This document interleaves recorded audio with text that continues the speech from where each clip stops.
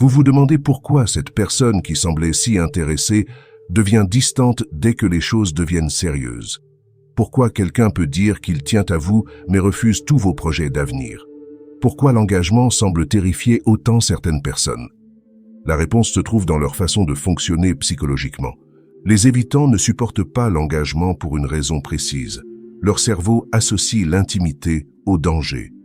Quand vous vous rapprochez d'eux, quand vous montrez que vous tenez à eux, quand vous parlez d'avenir ensemble, vous déclenchez un système d'alarme interne qui leur crie de fuir. Ce mécanisme n'est pas rationnel.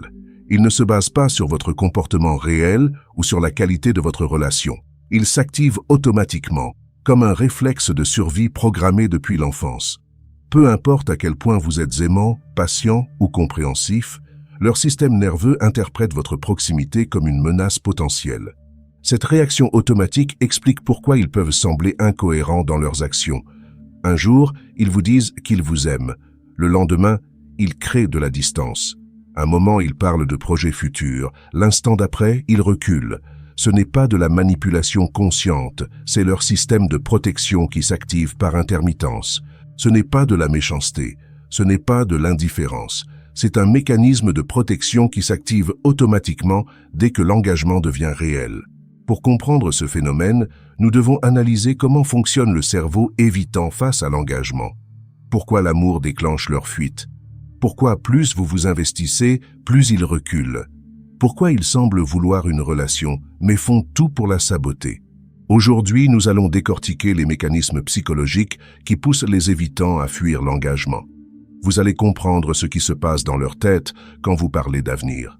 Vous allez saisir pourquoi votre amour les fait paniquer au lieu de les rassurer.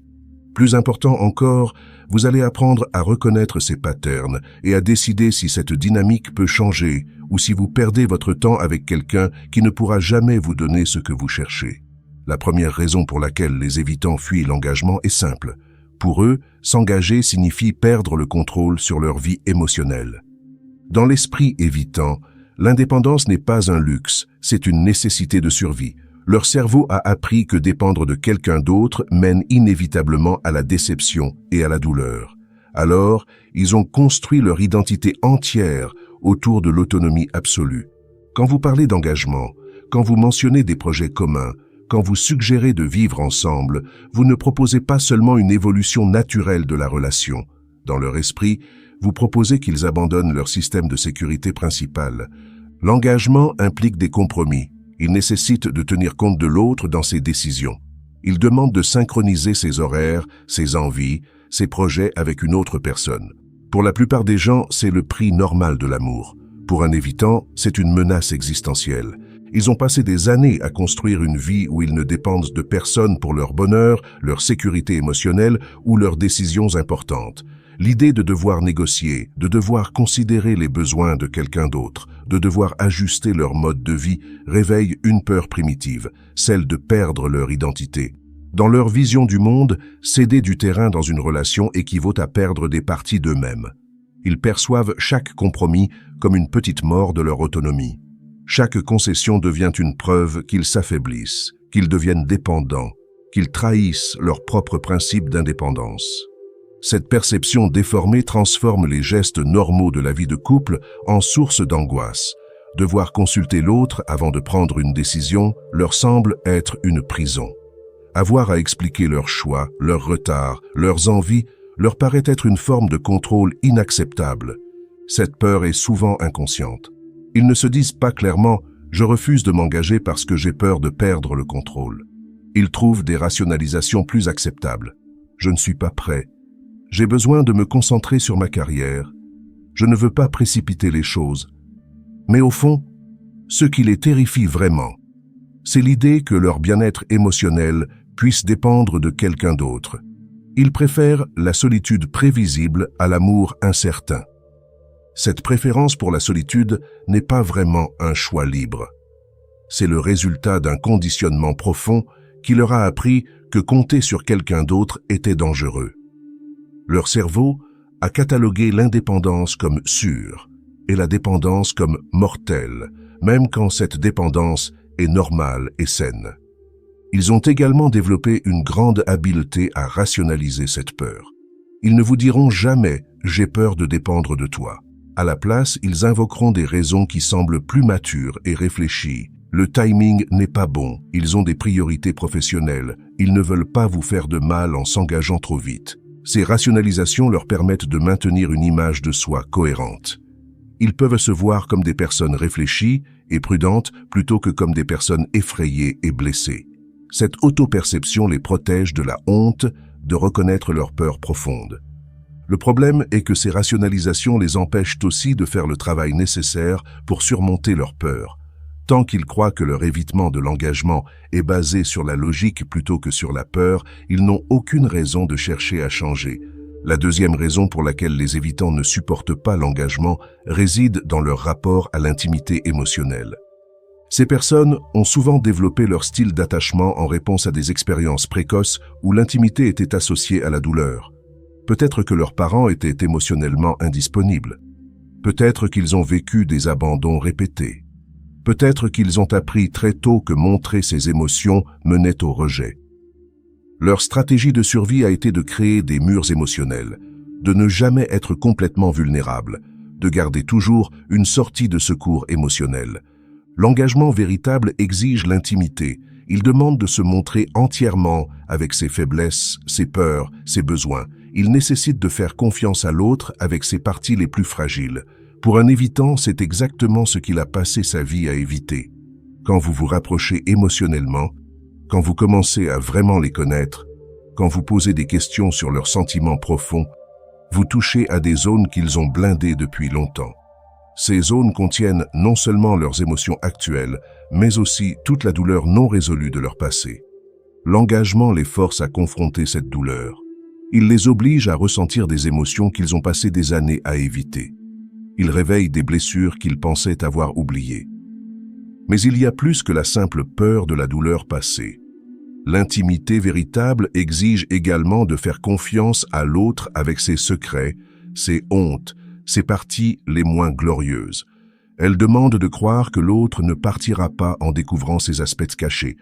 Pour un évitant, cette confiance semble naïve et dangereuse.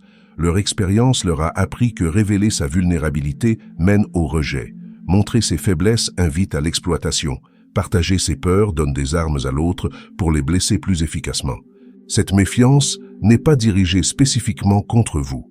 C'est une méfiance généralisée envers l'intimité elle-même. Ils peuvent vous apprécier, vous respecter, même vous aimer, tout en étant incapables de vous faire suffisamment confiance pour s'ouvrir complètement. L'engagement représente donc un pari qu'ils ne se sentent pas prêts à prendre. Parier que cette fois sera différente. Parier que vous ne les blesserez pas comme les autres.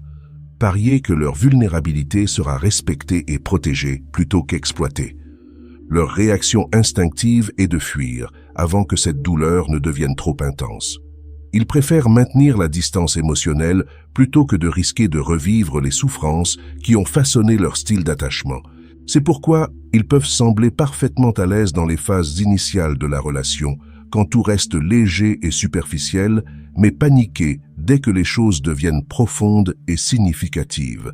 Paradoxalement, la troisième raison pour laquelle les évitants fuient l'engagement est leur peur profonde de l'abandon. Cette logique semble contradictoire, mais elle est parfaitement cohérente dans leur système psychologique. Ils ont souvent vécu des expériences d'abandon ou de rejet qui les ont marqués profondément. Leur cerveau a conclu qu'il valait mieux prévenir que guérir. Plutôt que de risquer d'être abandonnés par vous, ils préfèrent vous abandonner les premiers. Plutôt que de vivre dans l'angoisse constante que vous puissiez partir, ils maintiennent une distance qui leur permet de contrôler le processus de séparation. Dans leur esprit, s'engager vraiment signifie donner à l'autre le pouvoir de les détruire émotionnellement. Cela signifie accepter de dépendre de quelqu'un qui pourrait partir à tout moment. Cette vulnérabilité leur est insupportable. Ils développent donc ce qu'on pourrait appeler une stratégie d'abandon préventif. Ils sabotent la relation avant qu'elle ne devienne assez importante pour leur faire vraiment mal si elle se terminait. Ils créent de la distance avant que cette distance ne leur soit imposée. Cette stratégie leur donne l'illusion du contrôle. Ils peuvent se dire qu'ils ont choisi de partir, qu'ils n'ont pas été rejetés, qu'ils maîtrisent la situation. Mais en réalité, ils créent exactement ce qu'ils essaient d'éviter, la solitude et l'isolement. Leur peur de l'abandon devient une prophétie auto-réalisatrice. En fuyant l'engagement pour éviter d'être abandonnés, ils garantissent qu'ils finiront seuls. Mais cette solitude choisie leur semble préférable à l'abandon subi. Il existe aussi une dimension temporelle importante dans cette dynamique. Les évitants vivent souvent dans un présent perpétuel, évitant de penser trop loin dans l'avenir parce que l'avenir implique de l'incertitude et l'incertitude réveille leurs angoisses d'abandon. Quand vous parlez de projets à long terme, de mariage, d'enfants ou même simplement de vacances dans 6 mois, vous les forcez à envisager un futur où ils seraient vulnérables. Cette projection dans l'avenir active immédiatement leur mécanisme de défense. Ils préfèrent maintenir la relation dans une bulle temporelle limitée, le présent immédiat où ils peuvent contrôler les variables.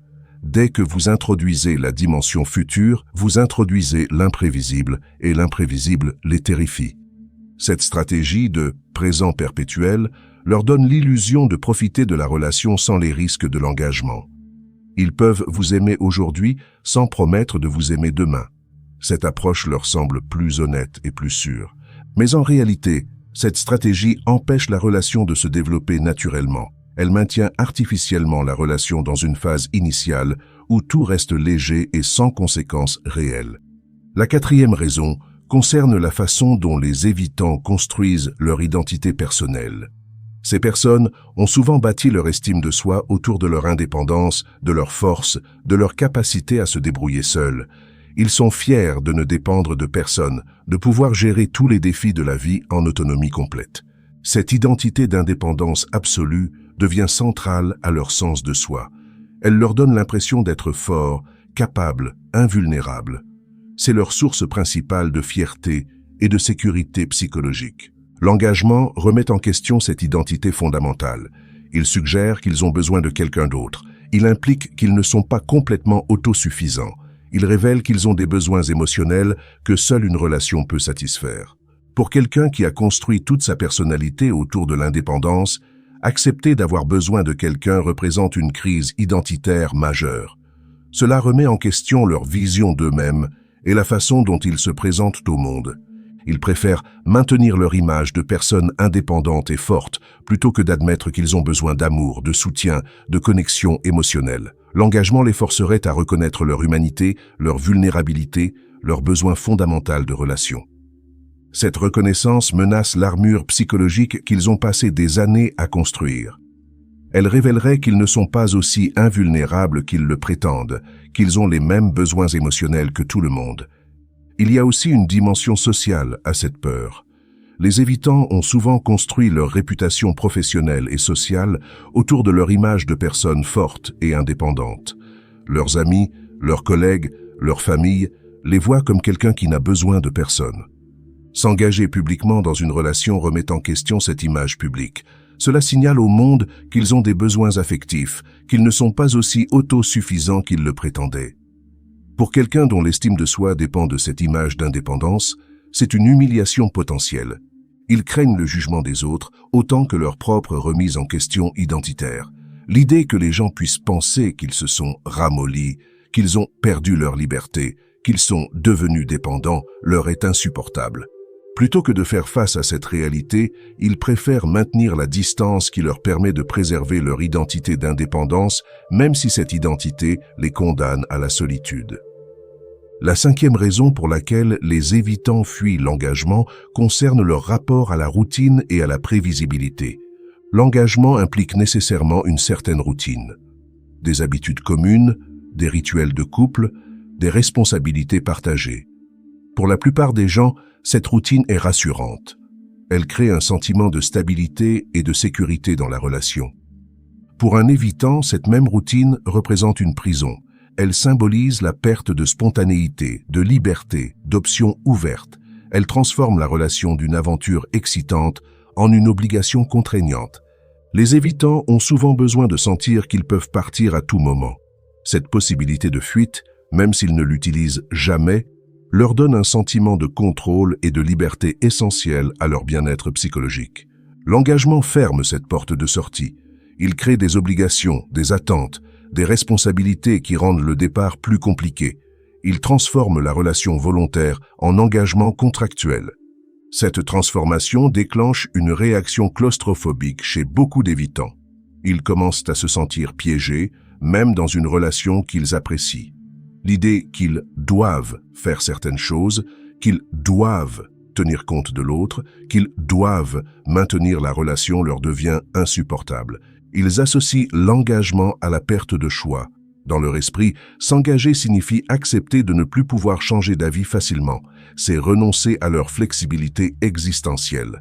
Cette peur de l'enfermement peut les pousser à saboter même les relations les plus satisfaisantes simplement parce que la perspective de la routine et de la stabilité leur donne l'impression de suffoquer. Paradoxalement, ce besoin de liberté absolue les emprisonne dans un cycle de relations superficielles et insatisfaisantes. En refusant de s'investir profondément, ils se privent des joies profondes que peut apporter un engagement authentique. Leur quête de liberté devient leur prison. Cette contradiction interne crée souvent chez eux une forme de frustration chronique. Une partie d'eux désire la connexion profonde et la sécurité que peut offrir l'engagement, mais leur système de protection sabote systématiquement toute tentative d'atteindre cette connexion. Ils peuvent passer des années à répéter le même pattern, séduire, s'attacher superficiellement, paniquer dès que ça devient sérieux, fuir, puis recommencer avec quelqu'un d'autre. Ce cycle leur offre la stimulation de la nouveauté sans jamais les forcer à confronter leurs peurs profondes. Le plus tragique dans cette dynamique est qu'ils passent souvent à côté de relations qui auraient pu leur apporter un vrai bonheur. Leur système de protection, conçu pour les préserver de la douleur, les prive aussi de la joie. Il devient impossible de distinguer les vraies menaces des fausses alarmes. La sixième raison touche à leur peur d'être vraiment connus dans leur intégralité. Dans les premières phases d'une relation, il est facile de ne montrer que ses meilleurs aspects. On peut contrôler l'image qu'on projette, masquer ses défauts, présenter une version idéalisée de soi-même. Les évitants excellent dans cet art de la présentation séduisante. L'engagement véritable rend cette mascarade impossible. Vivre vraiment avec quelqu'un, partager le quotidien, faire face au stress et aux défis de la vie ensemble révèle inévitablement les failles, les faiblesses, les aspects moins reluisants de la personnalité. Pour un évitant, cette perspective est terrifiante. Ils ont souvent une image de soi fragile, cachée derrière une façade de confiance et d'indépendance. Ils craignent que si l'autre les connaît vraiment, ils découvrent qu'ils ne sont pas aussi formidables qu'ils le paraissent.